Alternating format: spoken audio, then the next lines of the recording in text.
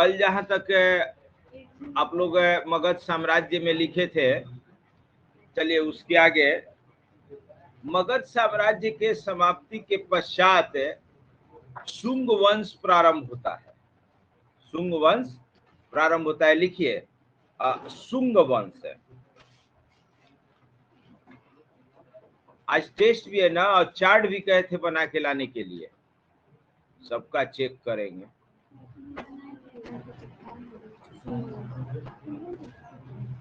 राजा का बोले थे ना, सब चार्ट बना के ले आना है, नहीं तो अभी बनवाएंगे। लिखिए शुंग वंश, लिखिए पुष्य मित्र शुंग, शुंग वंश, पुष्य मित्र शुंग, जो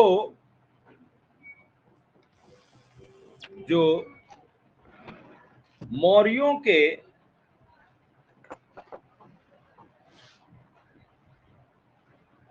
या मौर्यों का सेनापति था, कौमा, ने अंतिम मौर्य शासक, अंतिम मौर्य शासक वृहद्रथ की हत्या कर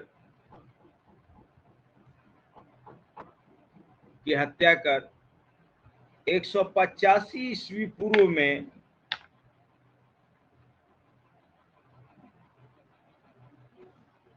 185 ईस्वी पूर्व में शुंग वंश की स्थापना की।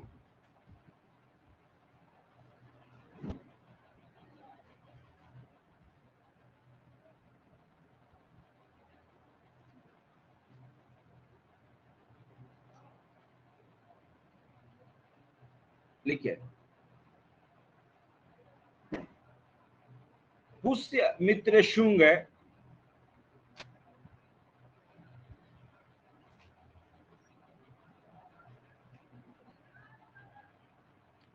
ब्राह्मण वर्ण का था,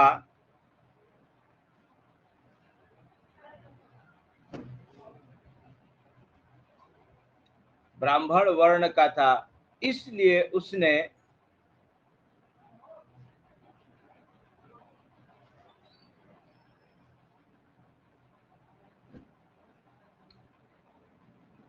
बुद्ध धर्म के अनुयायियों पर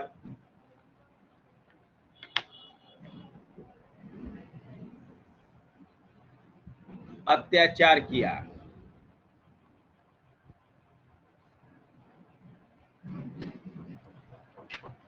इसमें तो इतना काफी है, बाकी जो है एक और जो मेरा मेन वाला नोट्स है उसमें और मेन जानकारियां हैं, तो दोनों को मिला के एक साथ देखिएगा लोग। चलिए शुंग वंश के बाद आया कणव वंश। लिखिए शुंग वंश में इतना, बस अब खत्म इन लोग का काम। शुंग वंश के बाद लिखिए कणव वंश है। इन लोग में ज्यादा कोई काम नहीं है, और इन लोगों की जो सत्ता भी थी, साम्राज्य भी था, बहुत छोटा था, बहुत छोटा था। लिखिए वासुदेव ने अंतिम शुंग शासक, अंतिम शुंग शासक देवभूति की हत्या करवाकर, देवभूति की हत्या करवाकर 73 ईसा पूर्व में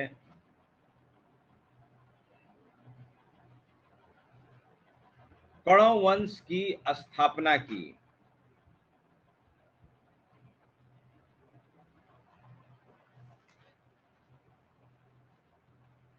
देखिए कणवों के समय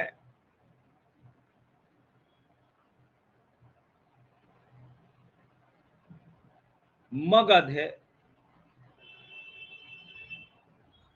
संभवतः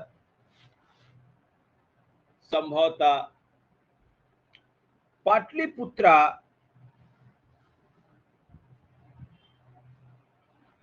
के इलाके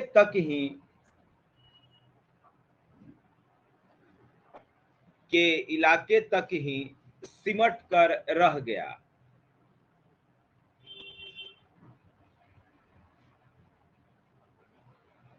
तो इन लोगों का कोई विशेष काम नहीं है। विशेष काम में यही था कि ये दोनों ब्राह्मण धर्म से संबंधित है, इसलिए ये बौद्ध धर्म के अनुयायी को, जो कि उस समय सबसे ज्यादा फैला हुआ था, बहुत प्रताड़ित किए। पैराग्राफ चेंज करके लिखिए। इसके पश्चात मतलब कणों के बाद मगध एक तरह से खत्म। अब उत्तर भारत में कहिए कि सत्ता शून्य की स्थिति पैदा हो गई। अब कोई वैसा राजा नहीं बचा था जो कि भारत पर शासन कर सके। अब छीट-फूट छोटे-छोटे सब शासक हो गए। लिखिए, इसके पश्चात मगध का राजनीतिक महत्व पूरी तरह समाप्त हो गया।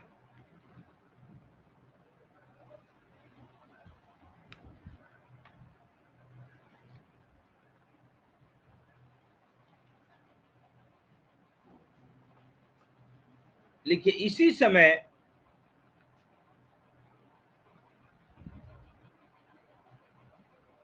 पश्चिमोत्तर भारत में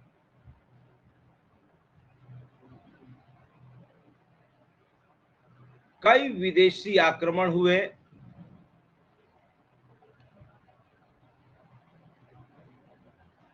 जिनमें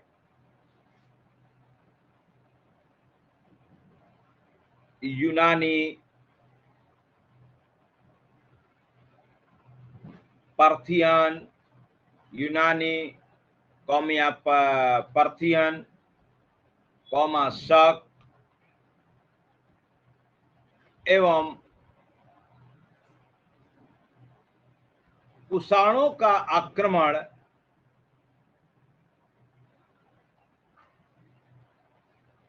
प्रमुख है।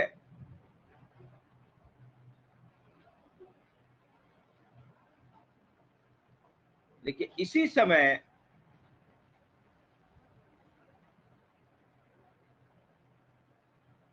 कुषाणों का प्रसिद्ध शासक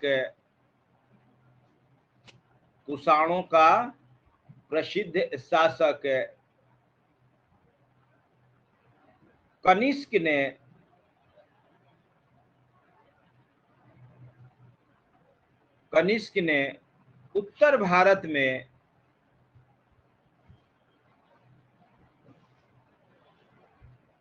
अपना साम्राज्य स्थापित किया।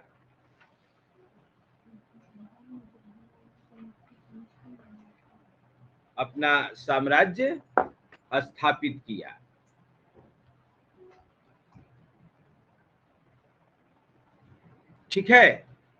तो मगध साम्राज्य के पतन के दौरान पश्चिमोत्तर भारत से कई आक्रमण हुए हैं, जिनमें ये 4 अपना प्रभाव छोड़े। ये सब अलग अलग प्रजातियां थी। शक, कुषाण, यूनानी, पहल्लव, क्या थे? अलग अलग मानव की प्रजातियां थी, कबीला ग्रुप था। अब जैसे कुषाण का रियल नाम है यूची कबीला, सब सेंट्रल एशिया का कबीला था, यहाँ आके बन गया कुषाण। तो चलिए यहाँ स्टॉप करते हैं। अब देखिए, बीपीएससी में इस दौरान जो धार्मिक आंदोलन हुए थे, धार्मिक आंदोलन में जैन और बौद्ध है महत्वपूर्ण है, जैन और बौद्ध है महत्वपूर्ण है। इससे लगभग हमेशा बीपीएससी प्री में क्वेश्चन रहता है, बीपीएससी में भी रहता है, अदर भी लगभग सभी एग्जाम में बौद्ध धर्म और जैन धर्म से क्वेश्चन रहता है। तो इसको धार्मिक आंदोलन कहते हैं। धार्मिक आंदोलन क्यों कहते हैं? ये भी एक तरह का आंदोलन था। किस लिए आंदोलन था भाई? जब कोई ऐसा सिस्टम रहता है जिसको कि लोग पसंद नहीं करते हैं, तभी आंदोलन होता है। तो उस समय जो ब्राह्मण धर्म था, उस समय जो ब्राह्मण धर्म था, उसके कठोर नियमों के वजह से जनता परेशान थी। तब ये लोग ब्राह्मण धर्म की कठोरता, रूढ़िवादिता, अंधविश्वास, इन सबों से बचाने के लिए ये दो आंदोलन हुआ। आंदोलन तो ऐसे हुए होंगे, लेकिन दो मेन रहे, जैन धर्म और बौद्ध धर्म। इससे हमेशा बीपीएससी में क्वेश्चन रहता है। ठीक है, तो पॉलिटिकली हम लोग अभी बिहार में शुरू से लेकर, मतलब जब से सभ्यता आई पाषाण काल से लेके कहां तक पहुंच चुके हैं? लगभग जीरो तक आ गए। बीसी से चलते चलते चलते चलते जीरो में आ गए। अब हम लोग एडी में घुसेंगे। ठीक है, तो ये आंदोलन पढ़ने के बाद अब हम लोग आगे बढ़ेंगे। तो लिखिए, हेडिंग दीजिए धार्मिक आंदोलन।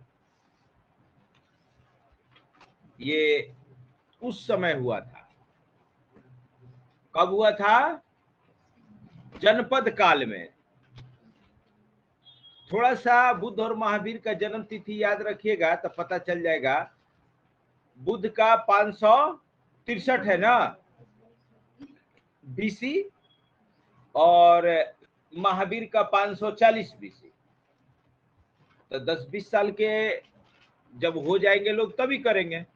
महावीर तो 30 साल में घर छोड़े थे नहीं, और बुद्ध है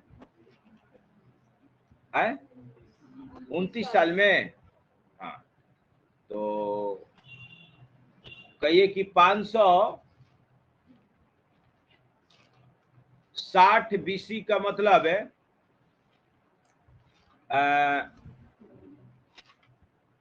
एक तरह से ये सब जो आंदोलन चला है 520-25 से स्टार्ट हुआ है बीसी में। नहीं, 500 जब 40 में और 60 में जन्म लिए तो 20-25 साल बाद ना स्टार्ट हुआ है। आइए लिखिए, और याद रखिएगा कि हिंदू धर्म और ब्राह्मण धर्म, हिंदू धर्म और ब्राह्मण धर्म, तो जहां बहुत ज्यादा रूढ़िवादिता बढ़ जाती है और ब्राह्मणों का वर्चस्व बढ़ जाता है तो उसको कहते हैं ब्राह्मण धर्म। लेकिन जहां फॉलोअर्स हैं देवी देवता के, लेकिन ब्राह्मण की कठोरता कम है, ब्राह्मणवाद कम है, तो वो है हिंदू धर्म, है ना।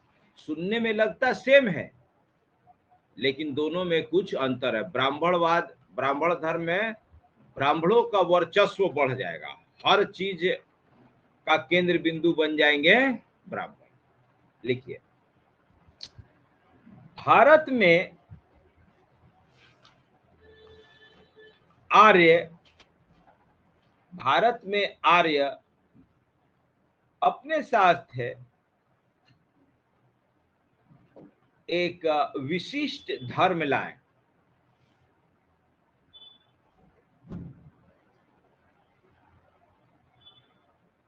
कमा, जिसे उस समय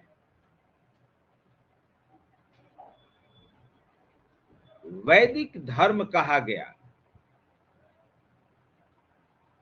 जिसे उस समय वैदिक धर्म कहा गया।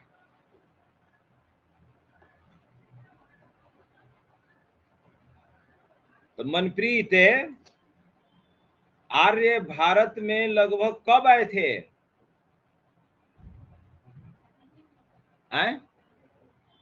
क्या चीज? वैदिक युग में। हाँ, वेरी गुड। तो जो वैदिक सभ्यता थी सोनाली, वैदिक सभ्यता कब से प्रारंभ मानी जाती है?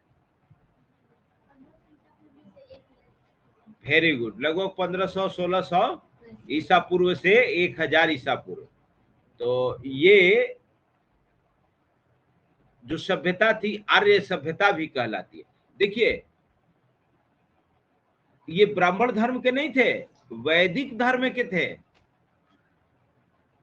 बाद में उसमें ढकोसला, प्रपंच और रूढ़िवादिता प्रवेश किया, तब वैदिक सभ्यता, वैदिक धर्म आगे चल के बन गया ब्राह्मण धर्म।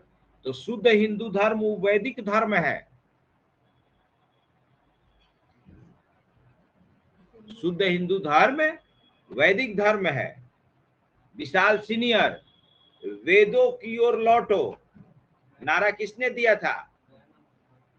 दयानंद सरस्वती। वही बोले कि हटाओ इस ब्राह्मणवाद को, इस रूढ़िवादिता को, इस प्रपंच को, चलो शुद्ध जो वैदिक सभ्यता थी उसमें चलो।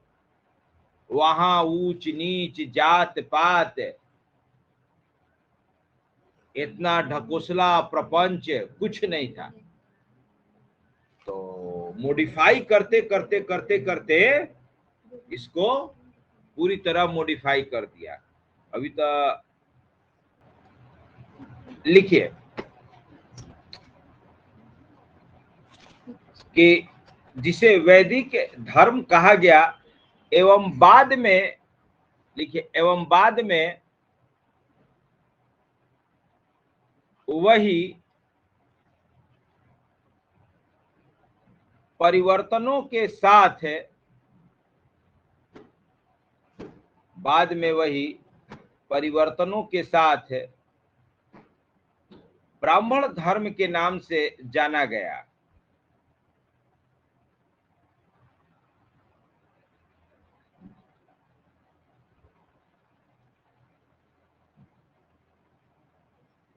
ब्राह्मण धर्म के नाम से जाना गया। ब्राह्मण धर्म में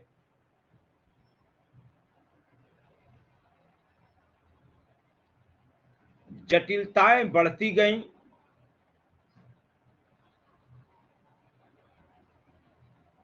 जिसका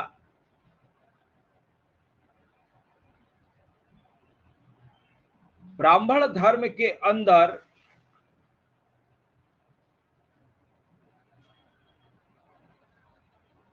एवं बाहर से विरोध होना आरंभ हुआ।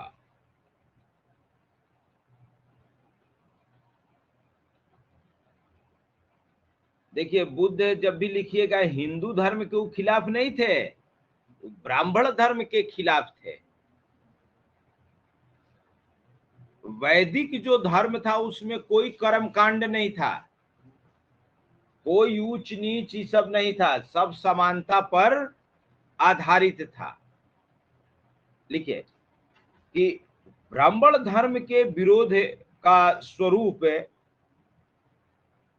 ब्राह्मण धर्म के विरोध का स्वरूप 6ठी शताब्दी ईसा पूर्व में तीव्र हुआ।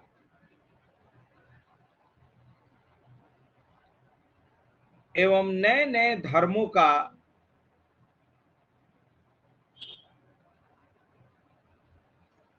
जन्म हुआ।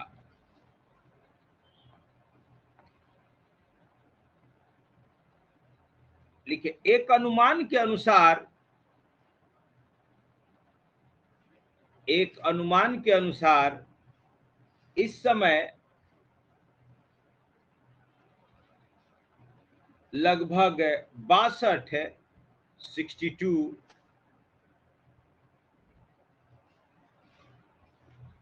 धार्मिक संप्रदायों का उदय हुआ,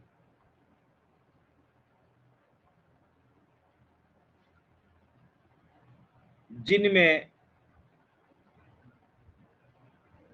सबसे ज्यादा महत्वपूर्ण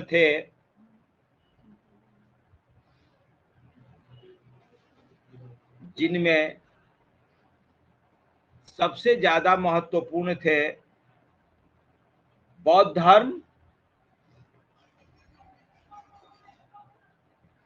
एवं जैन धर्म।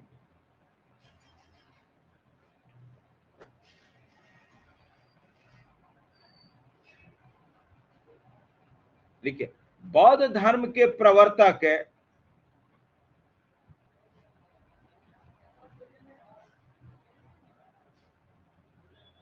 महात्मा बुद्ध है।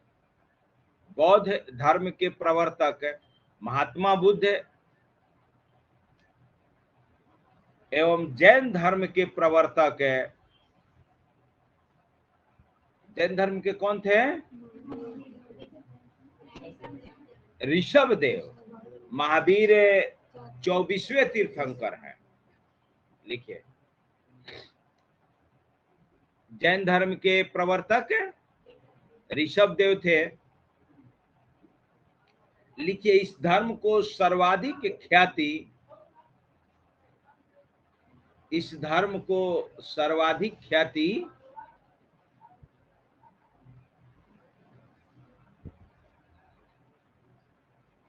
भगवान महावीर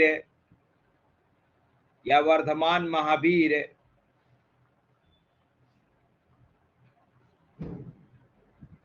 के समय मिली।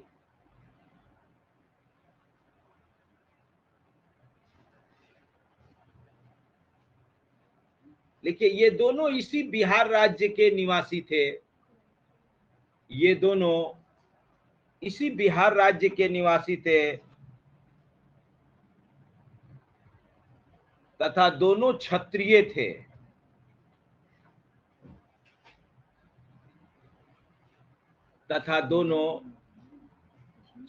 थे।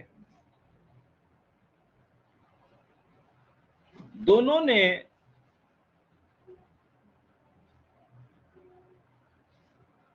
अपने प्रयासों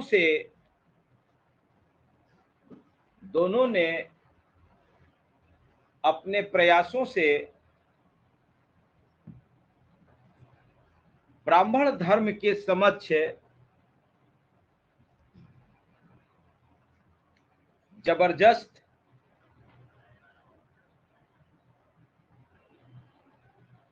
चुनौती प्रस्तुत की।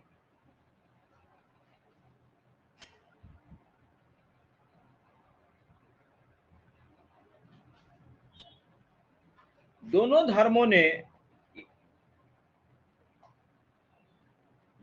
धर्मों ने लोगों के समक्ष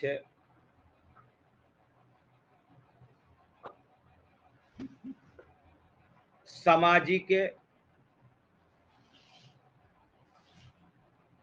धार्मिक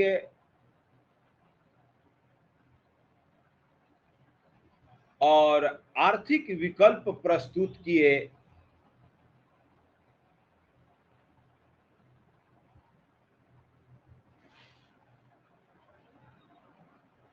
जो अपनी सरलता के कारण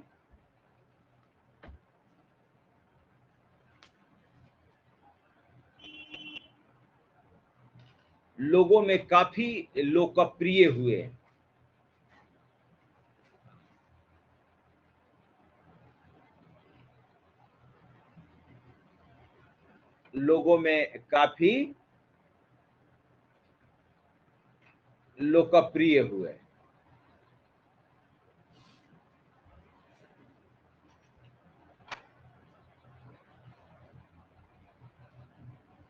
चलिए, अब हेडिंग दीजिए जैन धर्म। ये देखे ना, उस समय लगभग 62 धार्मिक संप्रदाय थे, जिसमें से सबसे ज्यादा फेमस कौन हुआ? बौद्ध और जैन। बाकी अन्य दूसरे दूसरे थे, छोटा मोटा। अभी भी कैसे है? अभी हमको लग रहा है कि नॉर्थ इंडिया में बाबा लोग का गिनती शुरू कर दिया जाए तो खत्म नहीं होगा। इतना है भी, मैंने कुछ का 1000 फॉलोअर्स है, कुछ का 10,000 है, तो कुछ का 10 लाख भी है, जिसमें बड़ा बड़ा में निरंकारी, राधा स्वामी सत्संग, ये सब है ना, पहाड़ी बाबा, शिव गुरु बाबा, कौन कौन है। अगर हरियाणा में खोजा जाए तो हर गांव में एगो मठ मिल जाएगा, एक बाबा मिल जाएंगे। उन लोगों का अपना अपना अलग संप्रदाय है। और वो बाबा लोग मेन जानते हैं किस लिए हैं? सब दिल्ली के नेताओं का ब्लैक मनी व्हाइट कराने के लिए। सब चंदा देता है, व्हाइट करता है, वो दूसरे तरीके से अपना दे देता है। कल एगो पकड़ाया ना, यही तो है कि अभी खाली अपोजिशन वाला पकड़ाएगा। दिल्ली का मंत्री सत्येंद्र जैन ना, हाँ, ईडी पकड़ा। तो ईडी जहां पकड़ रहा है, इसका मतलब कि वो ब्लैक मनी वाला काम है। ईडी का फुल फॉर्म इन्फोर्समेंट डायरेक्टरेट। इसका काम है ब्लैक मनी पर नजर रखना, कहाँ गैर कानूनी पैसे का लेन देन हो रहा है, ट्रांजैक्शन हो रहा है, लेकिन शो नहीं है। आइए, तो अभी कुछ ईडी ज्यादा एक्टिव है, और अभी तो भाजपा वाला को नहीं पकड़ेगी, जो गैर भाजपाई है। हाँ, जब मोदी जी हटेंगे, दिल्ली में दूसरा आएगा, तब सब भाजपा ही पकड़ाएगा। यही सत्ता का खेल है। लिखिए, जैन धर्म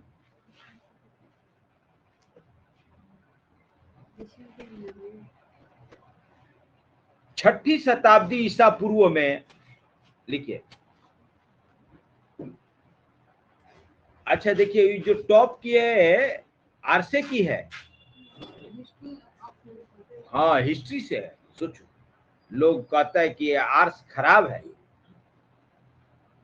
अच्छा, शुभम जो टॉप किया था वो तो IITian था। अच्छा, अब तो यूपीएससी में भी एक ही ऑप्शनल है ना, यूपीएससी में भी अब एक ही ऑप्शनल है। हम लोग समय 2 ऑप्शनल था, हम लोग समय बड़ी भारी था, बीपीएससीओ में 2 ऑप्शनल था।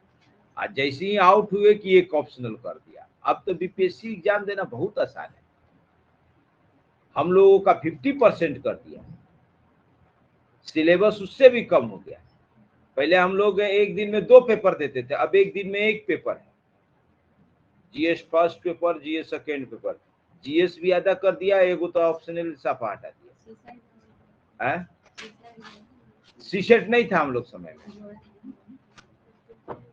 तो सीसेट तो आसान है, खिलौना है, सीसेट थोड़े पढ़ना है। वो तो जो दिल्ली रहता है ना, उसका सीसेट ऐसे ही तैयार रहता है। सीसेट तो अखबार है, पेपर है, वो तो कॉमन सेंस है, उसको क्या पढ़ना है। जो सीसेट के लिए पढ़ रहा है, समझ लो बेवकूफ है, उससे आईएससी से नहीं निकलेगा।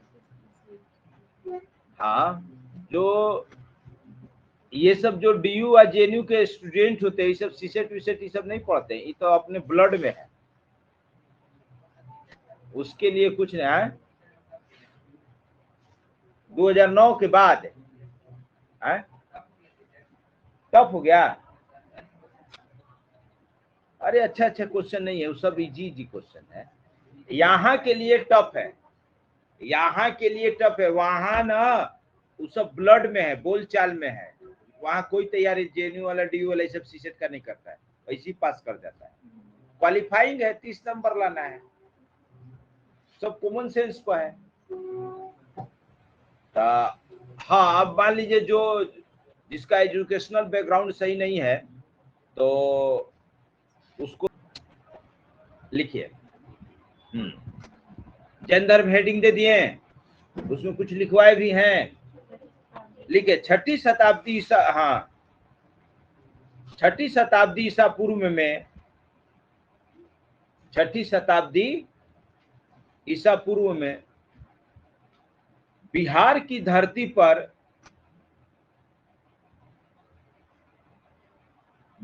धरती पर धार्मिक क्रांति हो रही थी।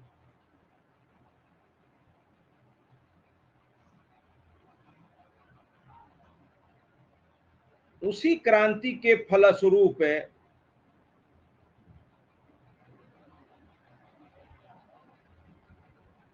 जिन धर्मों का उदय हुआ,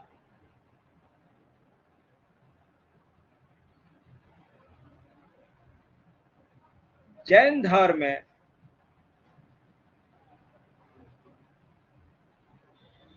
एक प्रमुख धर्म था।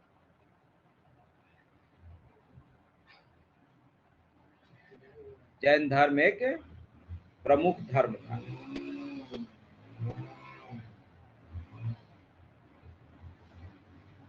परंपरा के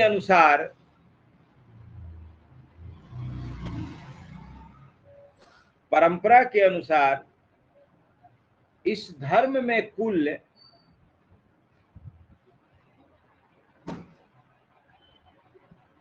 24 तीर्थंकर हुए हैं।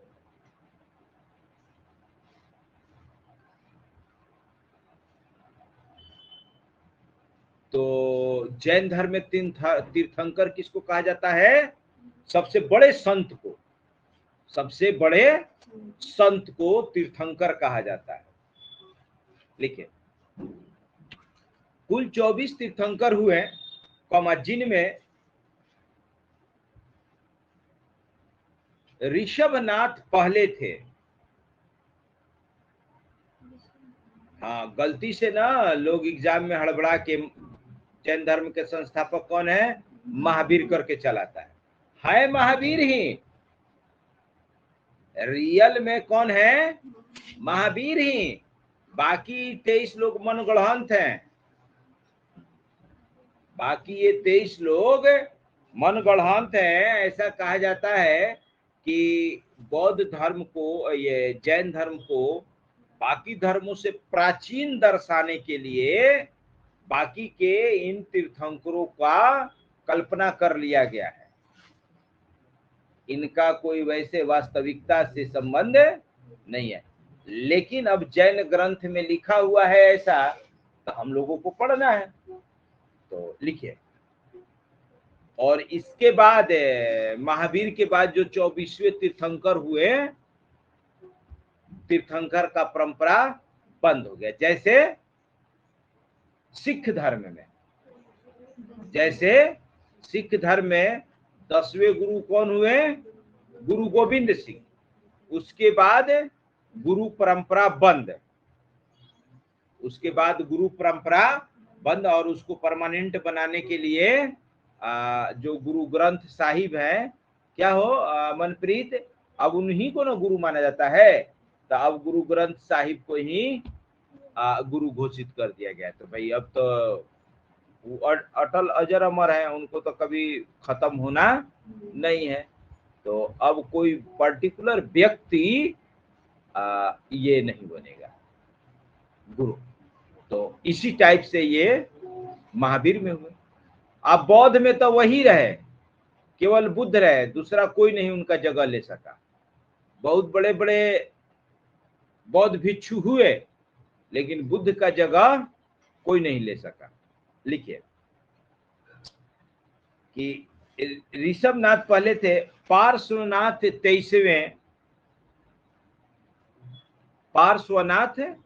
23वें 24 लिस्ट है, लेकिन वो याद नहीं रखना है, दे देंगे 24 दे देंगे। पार्श्वनाथ 23वें एवं महावीर 24वें थे।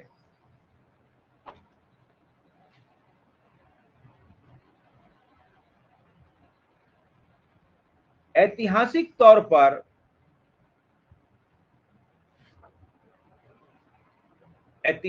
तौर पर पार्श्वनाथ एवं महावीर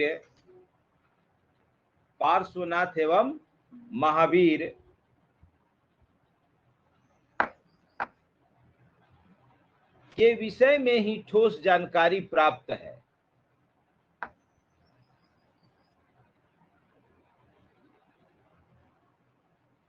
के विषय में ही ठोस जानकारी प्राप्त है। और कुछ इतिहासकार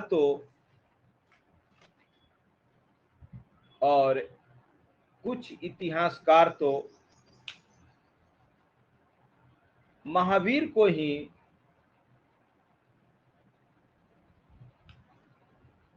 जैन धर्म का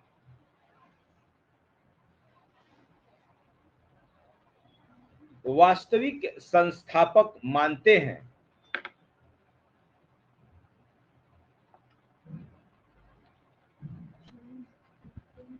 जैन धर्म का वास्तविक संस्थापक मानते हैं।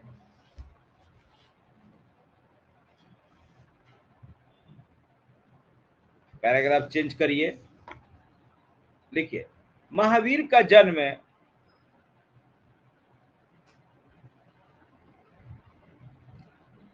540 ईसा पूर्व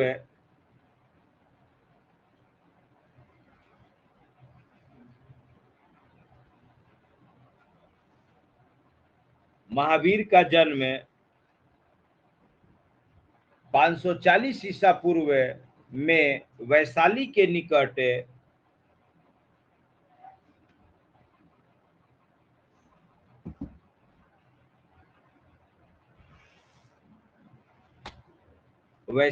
निकट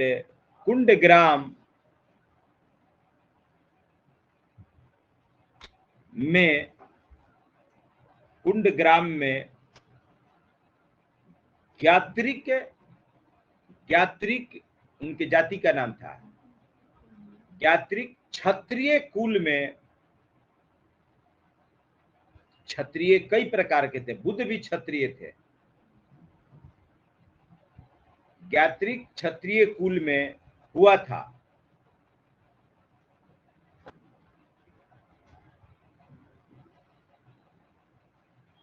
लिखिए इनकी माता त्रिशाला, अंडरलाइन कर दीजिएगा, इनके माता का क्या नाम था? त्रिशाला। इनकी माता त्रिशाला वज्जी संघ के प्रमुख है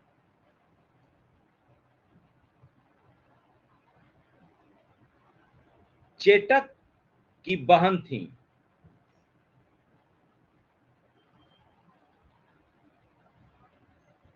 चेटक की बहन थी। इनका विवाह यशोदा नामक एक कन्या से हुआ।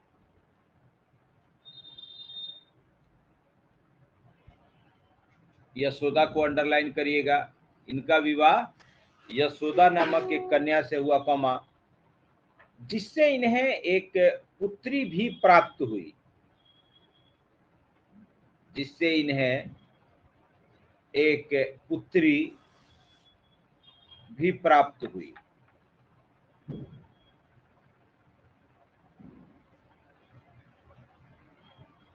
देखिए 30 वर्ष की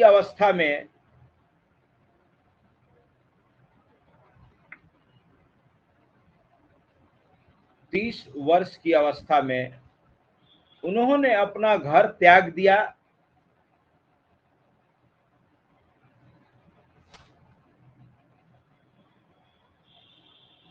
एवं सन्यासी का जीवन व्यतीत करने लगे।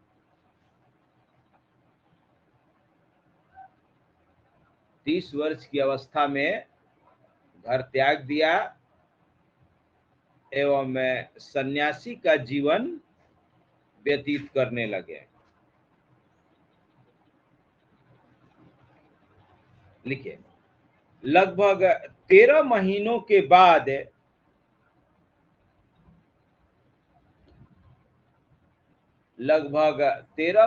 के बाद बिना वस्त्र के ही विचरण करने लगे।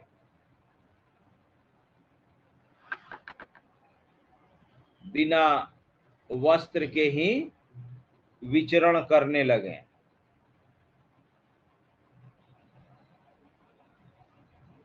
देखिए 12 वर्ष तक कठोर तपस्या के परिणाम स्वरूप 12 वर्ष तक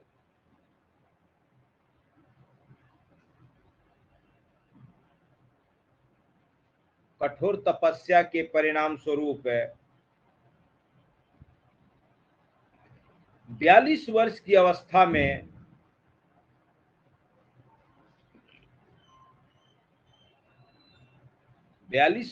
अवस्था में उन्हें जुम्भिक ग्राम के समीप, जुम्भिक ग्राम अंडरलाइन कर दीजिएगा, जुम्भिक ग्राम को, जुम्भिक ग्राम के समीप रिजुपालिका नदी के किनारे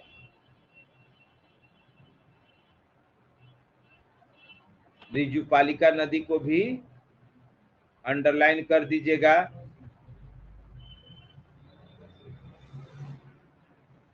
जुम्भिक ग्राम के समीप रिजुपालिका नदी के किनारे एक साल वृक्ष के नीचे,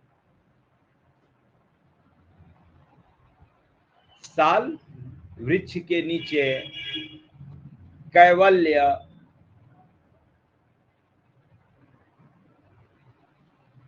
ब्रैकेट में लिखिएगा ज्ञान, कैवल्य ज्ञान की प्राप्ति हुई।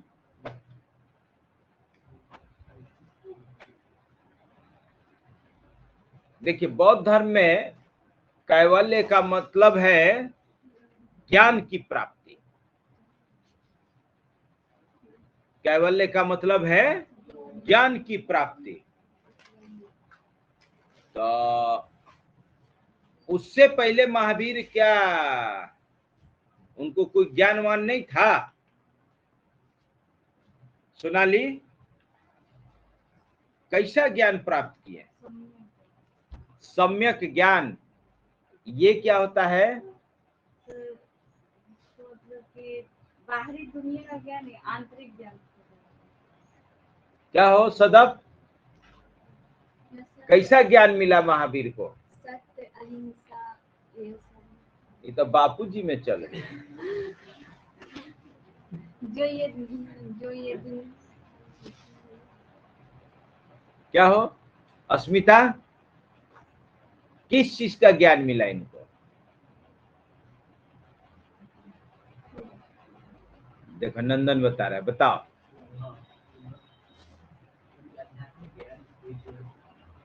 स्पिरिचुअल ज्ञान, आध्यात्मिक ज्ञान का मतलब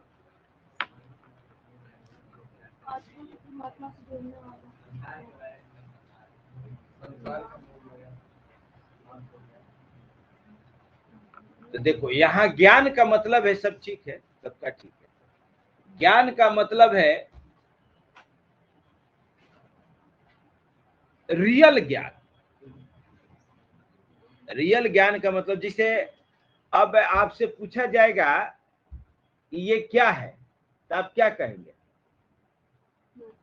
मार्कर है। क्यों? क्योंकि आपको यही बताया गया है, क्योंकि आपको यही बताया गया है कि ये मार्कर है, इसका काम लिखना है। क्या इसका काम केवल लिखना ही है कि नहीं? क्या इसका काम केवल लिखना है? मान लीजिए ये लीजिए, क्या है? माचिस है, तो इसका क्या काम है? आग लगाना।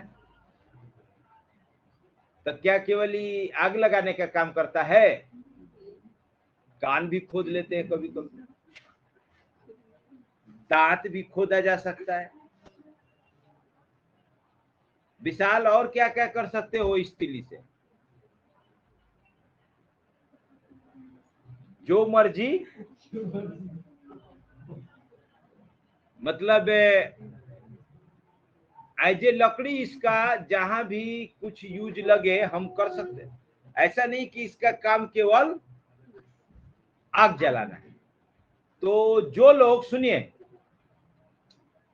जो लोग इस वस्तु को रियल में जानते हैं, इसके सभी यूज को जानते हैं, वही है कैवल्य। और जो केवल ये जानते हैं कि इसका काम आग लगाना है, तब वो है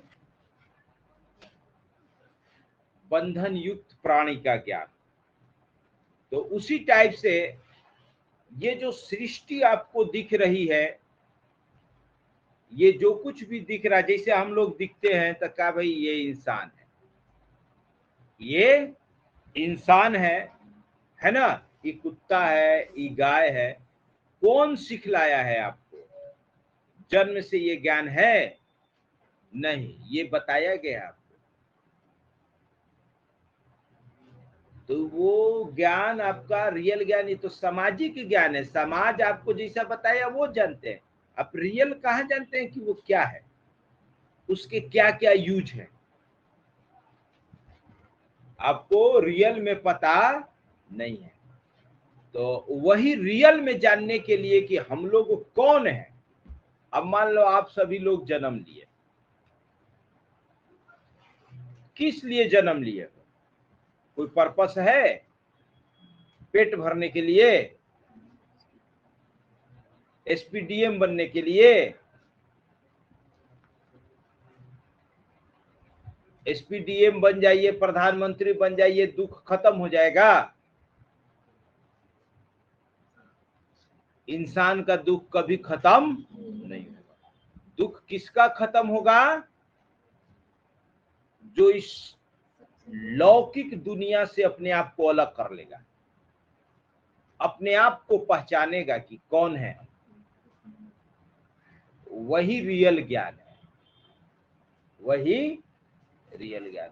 उसी को कहते हैं, जिसको वो ज्ञान होता है, इसका मतलब कि वो पहचान लिया कि हम कौन है, तब ये भाई बहन, गांव, समाज, आत्मा, परमात्मा, सुख दुख सब खत्म हो जाता है। सुख दुख सब खत्म।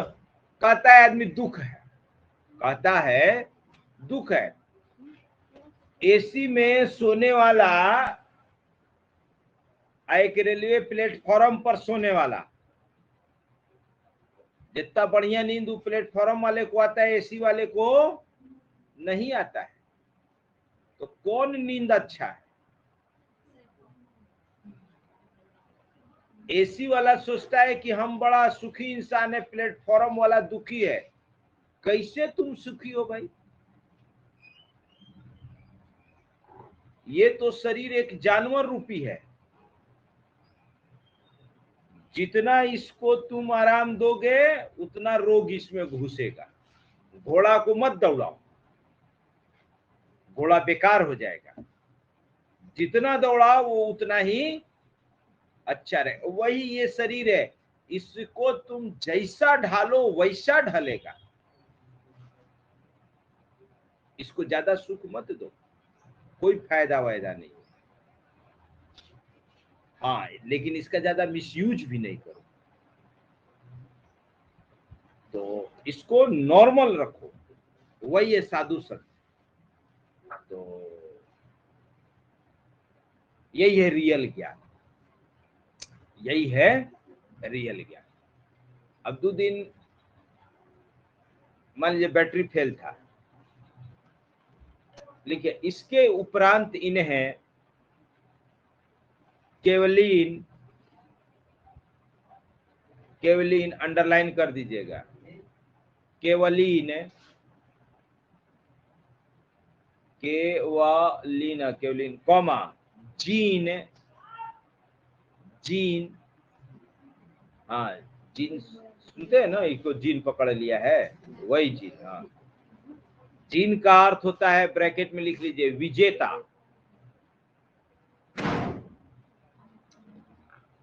अरहत,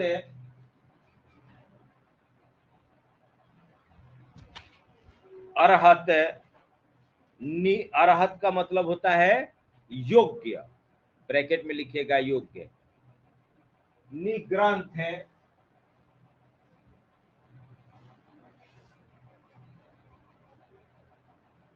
निर्ग्रंथ, निर्ग्रंथ है, निग्रंथ नहीं, निर्ग्रंथ है। निर्ग्रंथ का मतलब बंधन रहित है। जैसी उपाधियां भी दी गई।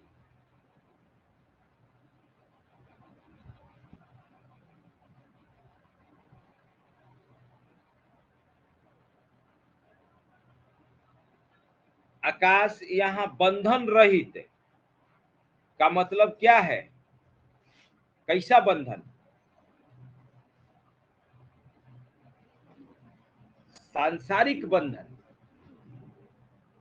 सांसारिक बंधन कि ये मेरे माता है, ये पिता है, ये पत्नी है, ये पुत्र है, ये सब खत्म। तुम भी एक प्राणी हो, हम भी एक प्राणी है। सुनिए, इधर सुनिए।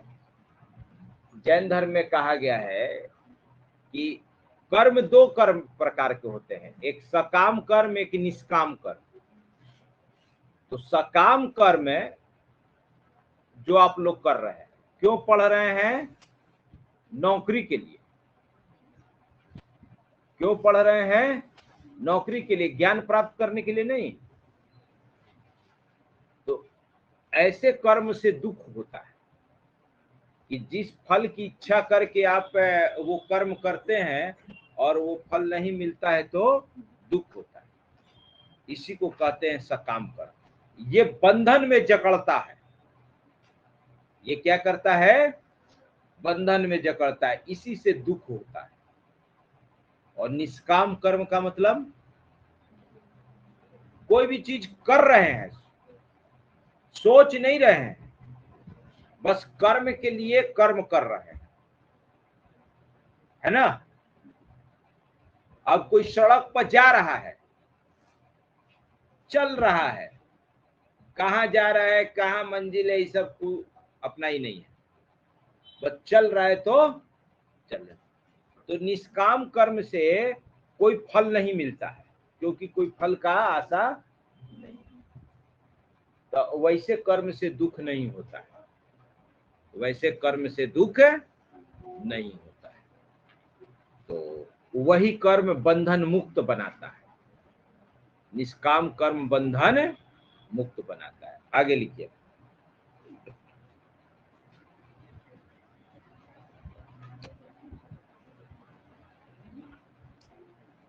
लिखिए, 72 वर्ष की अवस्था, 72 वर्ष की अवस्था में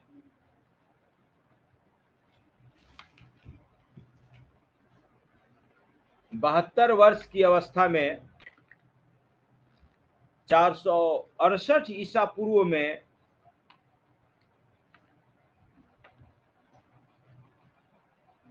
राजगृह के समीप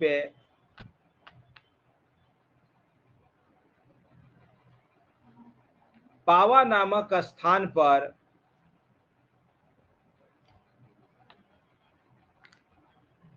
इनको निर्वाण की प्राप्ति हुई।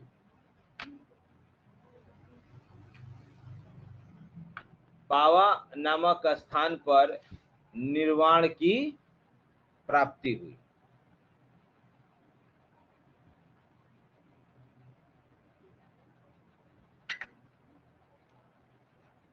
चलिए पैराग्राफ चेंज करके लिखिए।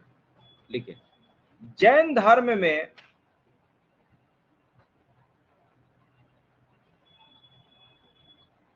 पांच महाव्रतों की बात की जाती है।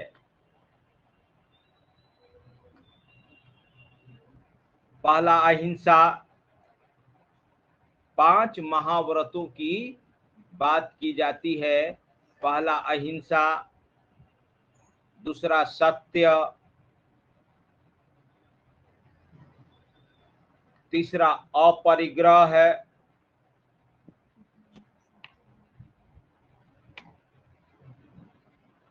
चौथा अस्तेय और पांचवा ब्रह्मचर्य।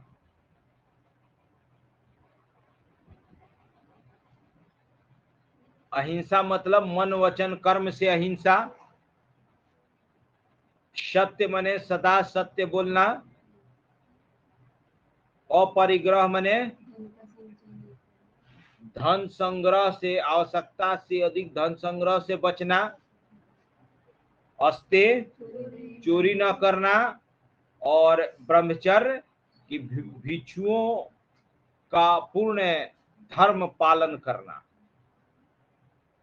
तो लिखिए, पांचवा ब्रह्मचर्य महावीर द्वारा जोड़ा गया था, बाकी चार पहले से चलते आ रहे थे। पांचवा ब्रह्मचर्य, पांचवा महाव्रत ब्रह्मचर्य महावीर द्वारा जोड़ा गया था।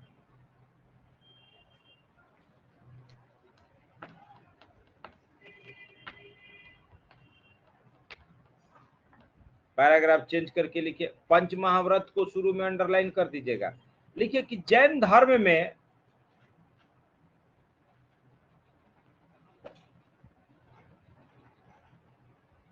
त्रिरत्नों का भी काफी महत्व है।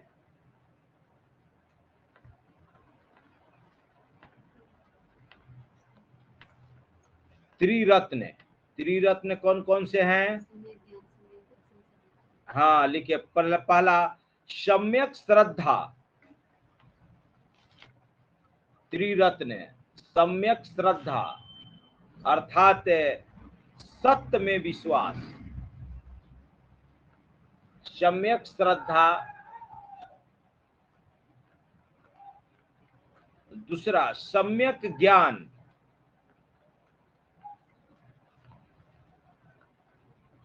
सम्यक ज्ञान शंका रहित वास्तविक ज्ञान।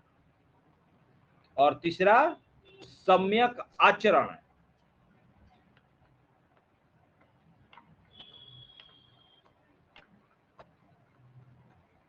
सम्यक आचरण। लिखिए, इन त्रिरत्नों के कारण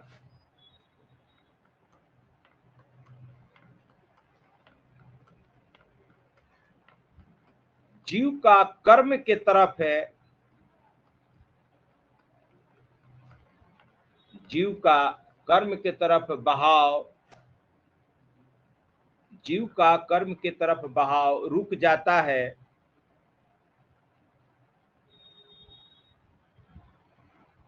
लिखिए, इस अवस्था को जैन में संवर कहा गया है।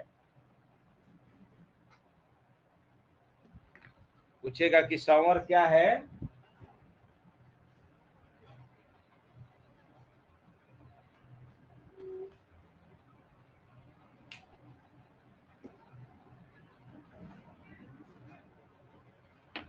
तो संवर सुनिए, संवर चुंबक को देखते हैं कि चुंबक जैसे ही रखा जाता है कि उसके तरफ सब आयरन अपने आप खींच कर आना शुरू हो जाता है ना? तो आयरन का मैग्नेट के तरफ खींच कर आना ही क्या है? संवर है। जब ये बहाव रुक जाएगा, कर्म फल आकर जीव को जकड़ेंगे नहीं, जितना कर्म फल आके जीव को जकड़ेगा उतना ज्यादा दुख होगा, उतना ज्यादा दुख होता है। देखिए, खिलाड़ी सब कितना दुखी इंसान होता है, खिलाड़ी जैसा दुखी, चाहे जिसको जितना मेडल मिलता है उतना दुखी होता है ना? घर में पूरा मेडल लाइन से टांगे हुए है, आर्थिक स्थिति खराब होता है, घर में खाने को नहीं रहता है, तो सबसे ज्यादा दुख कब होता है? जब वो मेडल देखता है कि का किए इस सब बटोर के, कि आज खाने को नहीं, होता है कि नहीं? और ऐसा अक्सर है किसके साथ होता है? खिलाड़ी के साथ। वही इन्ने मेडल जीता, उन्ने मेडल जीता, उन्ने मेडल जीता, खाए का जुगाड़े नहीं किया, मेडले जीतने में। लास्ट में कोई बढ़िया स्पॉन्सर नहीं मिला तो पता चला कि मेडल बेच के कोनो चाय का दुकान खोल रहा है, कोनो पकौड़ी का दुकान खोल रहा है, कोनो कुछ कर रहा है। यही ना हो रहा है। तो यही है संवर कि इसको रोको मत, उसकी आशा करो, तुम खेलो, बढ़िया प्लेयर बन जाओ, लेकिन ये उम्मीद मत रखो कि हमें मेडल मिलेगा। क्योंकि बाद में वही दुख देगा, बाद में वही दुख देगा, बैठ के देखता रहेगा, दुखी होता रहेगा। अब आइए लिखिए, तो संवर क्या हो गया कि कर्म फलों का जीव के तरफ बहाव रुक जाना। मतलब आप जब निष्काम कर्म करेंगे तो आपके तरफ कोई कर्म फल नहीं आएंगे, आप एकदम फ्रेश बंधन मुक्त रहिएगा। ये कर्म फल एक तरह से गंदगी है, कर्म फल एक प्रकार से क्या है, गंदगी है। आपके जीव को उतना जकड़ते जा रहा है गंदगी में, आप उतने दुखी होते चले जाएंगे। जितना कर्म फल जकड़ेगा उतना दुखी होइएगा। अब लिखिए, लास्ट लिख लीजिए, लिखिए, एवं पहले के कर्म फल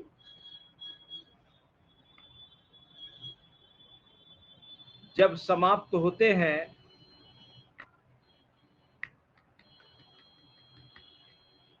या जब समाप्त होने लगते हैं तो उसे निर्जरा कहा जाता है।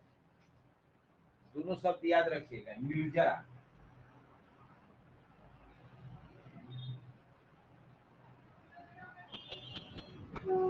निर्जरा कहा जाता है। तो निर्जरा क्या है, लोहा में, आयरन में, ये चुंबक में जो लोहा के चपक गया है उसको छोड़ा छोड़ा के फेंकना, सब गंदगी साफ करना। गंदगी साफ कर दीजिए, आत्मा बिल्कुल शुद्ध बचेगी, कोई दुख नहीं। और जितना ज्यादा अपने तरफ सब दुनियादारी को आकर्षित करिएगा उतना दुख होगा। तो रियल लाइफ यही है। तो दुनियादारी में ज्यादा नहीं, डीएम बनिए, एसपी बनिए और खुले मन से समाज का सेवा करिए, बुद्ध महावीर की तरह। नाम ही नाम होगा, लेकिन उसी में पूजा सिंघल मत बन जाना। न तो अब देखो, खा न रही है दाल रोटी, लेकिन भाजपा वाला भी कमाल का आदमी है। देखो बेचारा उसको